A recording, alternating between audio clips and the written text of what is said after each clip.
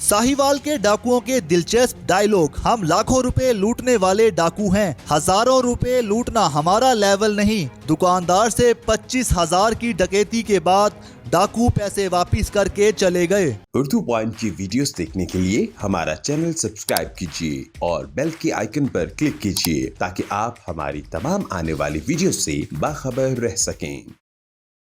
Rahman trader से इस वक्त हमारे साथ सैफ रहमान साहब मौजूद हैं। सर ये बताइएगा कि ये वाकया किस दिन का है, टाइम क्या था और जब डकैत यहाँ पर डकैती करने आए थे वो सारा वाकया ज़रा हमारे नाजरीन को बताइएगा। सर संडे का दिन था, 1 मेरा ख्याल 11 थे। 2 डाकू आए हैं, असले से लेस थे। उन्होंने आगे हमें गन पॉइंट पे कहा जी कि पीछे हो जाओ, जो जितने पैसे हैं जो कुछ है वो निकाल दें।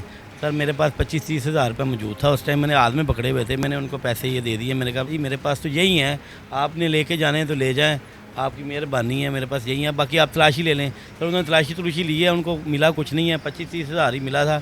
वो उन्होंने पॉकेट में डाल के फिर वापस मुझे कर दिया। उन्होंने कहा जी हम 25-30 हज़ार लूटने वाले डाकू नहीं हैं, हम लाखों लूटने वाले डाकू हैं, लिहाजा ये अपने पास रख लें और अगर आपने किसी को बताया तो हम आपको जान से मार दें। जब आपके पास पैसे कम निकले हैं और डाकू बड़ी रकम लूटने के लिए आए थे तो उनको देख के थोड़ा खौफ नहीं आया कि अब तो पैसे पूरे नहीं है और डाकुओं का मूड तब्दील हो रहा है? सर खौफ तो नहीं आया था, लेकिन खौफ तब आया था जब उन्होंने पैसे वापस किए कि या अल्लाह ये जान से ना मार दें।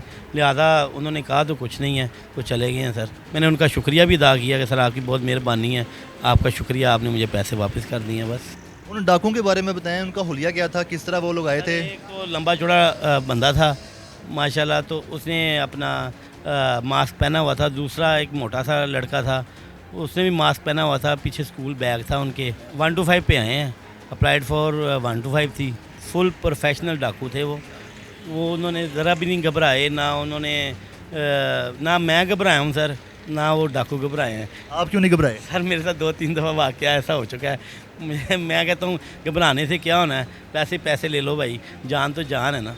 उन्होंने साथ ही अपना रिवॉल्वर निकाला और गन पॉइंट पे हमें कहा कि आप पीछे हो जाओ। हम पीछे हो गए सर। उसके बाद आपने किसको इतला दी? सबसे पहले घर में किसी को बताया कि ऐसे अल्लाह ने बचा लिया आज? सर वो तो अपने घर वालों को फ़ोन किया मैंने कि ऐसे ऐसे ये मसला हुआ है और पैसे भी बच गए हैं। सब खुश हो गए हैं। सर नुकसान तो नुकसान होता है ना, जिसके बच जाएँ तो उसको खुशी होती है, जिसका 10-50 रुपया भी नुकसान हो जाए, नुकसान तो नुकसान है सर। जब वो चले गए थे तो कहीं ख्याल तो नहीं है कहीं ये वापस ना आ जाए, इनका ज़हन बदल जाए, चलो आकर वापस जितने आ रहे हैं हाथ? नहीं सर, जो दे जाता है वो फिर वापस नहीं आता। वो फिर लंबी डकैती के लिए कभी आ जाए, लेकिन वो इतने पैसे के लिए वापस नहीं आता। कितनी देर के बाद आपने पुलिस में रिपोर्ट किया?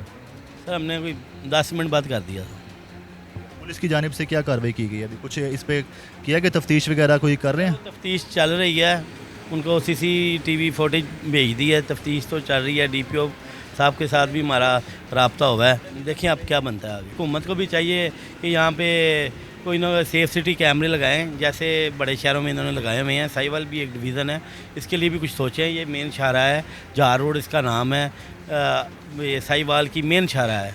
तो मैं हुकूमत पाकिस्तान से दरख्वास्त करता हूँ कि यहाँ पे जो है ना सेफ सिटी कैमरे लगाएं ताकि हर बंदा महफूज हो।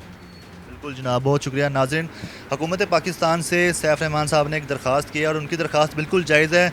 ये आगे तिपालपुर बाज़ार भी है और यहाँ पर ये जो रोड है तमाम शहरा पे मार्केट्स हैं और यहाँ पर अक्सर डकैती और चोरी की वारदातें होती रहती हैं। और अगर हुकूमत पाकिस्तान, हुकूमत पंजाब को ऐसा प्रोजेक्ट लाए, सेफ सिटीज़ कैमरास का प्रोजेक्ट यहाँ पर एक्सटेंड करके साहिवाल के इस इलाके में और साहिवाल के दीगर इलाकों में भी इसको लगा दिया जाए तो ताकि साहिवाल के लोग भी इस तरह की वारदातों से महफूज रह सकें। अपने मेज़बान उस्मान भट्ट को इजाज़त दीजिएगा। अल्लाह हाफ़िज़।